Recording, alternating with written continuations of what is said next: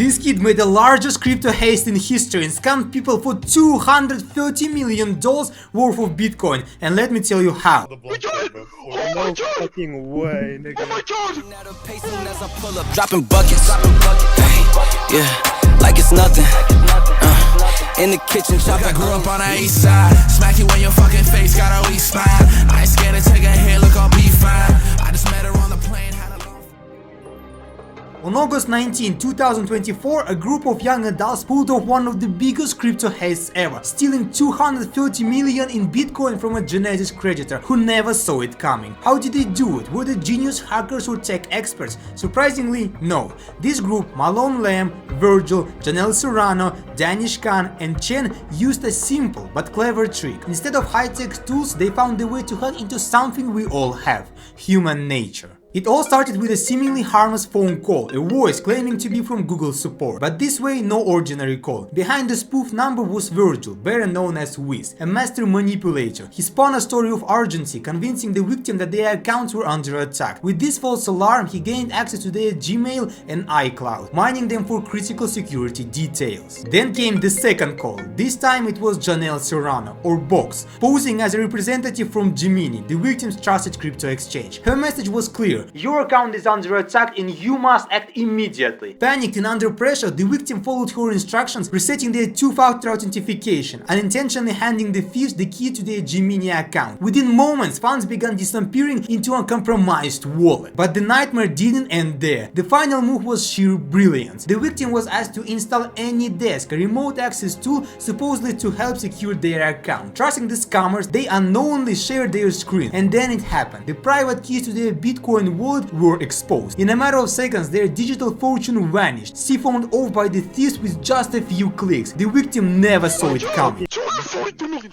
Yes! Holy fuck, nigga. In a private video, the group captured the excitement as 4,064 bitcoins worth over $230 million transferred into their wallets. How did they pull off such a massive heist? How could someone so wealthy be fooled so easily? And why would they record themselves committing the crime? These questions remain unanswered. But one thing was certain: the stolen fortune was theirs. Just 17 minutes later, they began laundering the crypto to evade authorities. I guess they had some kind of crypto experts in their team that helped them to launder the money using a tactic called peel chains. They split Bitcoin into smaller amounts and dispersed it across 15 exchanges. Bitcoin was swapped for Litecoin, then Ethereum, and finally Monero. Dipping it all in one addy. Joking, bro. If you ether scan it like this, all my ether's in there. 50 coins all right there. Balance is got looking like. Over several days of constant swapping between currencies and platforms blurred the money's trail, making it nearly impossible to trace. Once the stolen money was laundered and ready to use, the criminals wasted no time planning how to spend it. Even before the heist was complete, they were already sharing links on Telegram to luxury brands like Louis Vuitton, Da Vinci, Philippe Plein and Dior. While most of the crew kept a low profile, resisting the urge to splurge, one member stood out: Malone Lamb.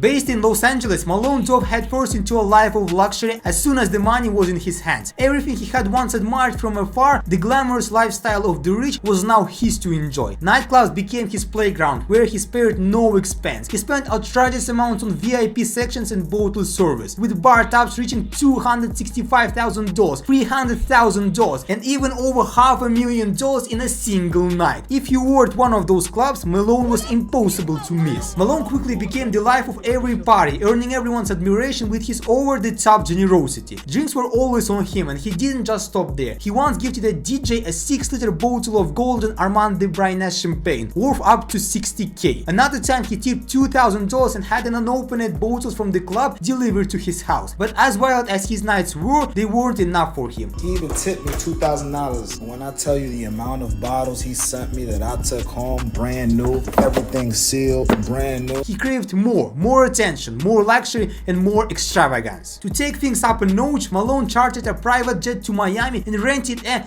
$10.5 million waterfront mansion with a $62,000 monthly price tag. The estate spanned 6,500 square feet with 25-foot ceilings, 10 bedrooms, a huge pool, a jacuzzi, and a garage filled with luxury cars. His collections included a black Ferrari SF90, multiple Lamborghini Urus SUVs in a custom colors, a Rolls-Royce Dawn, and even a McLaren 765 LT, all customized to fit his extravagant taste. Malone didn't just spend on cars, his wardrobe was just as opulent, decked out in Louis Vuitton, Givenchy and other high-end brands. His most expensive piece was a $50,000 worth McClure jacket. He even began investing in timeless jewelry like diamond-encrusted Cuban link bracelets, multiple Richard Mille watches and diamond rings for every finger. But from my experience as a crypto millionaire, it would be smarter if they took all the money and invested in Bitcoin and meme coins and made 50x just in a month. Like how I bought this Pepe coin and made 4x just in a month. And if you want to know how to do the same, I share all free calls and signals about what to buy and when to make huge profits in my Telegram channel. It's absolutely free, guys, but only for the first 50 people to join. Link in the description, join it right now. Despite his self-indulgence, Malone occasionally showed a generous side. He once bought 5 Hermès Birkin bags and handed them to random women at a club, including a model named Olivia Allen. Guys, I can't even make this up when I say that I just woke up to a Birkin in my bedroom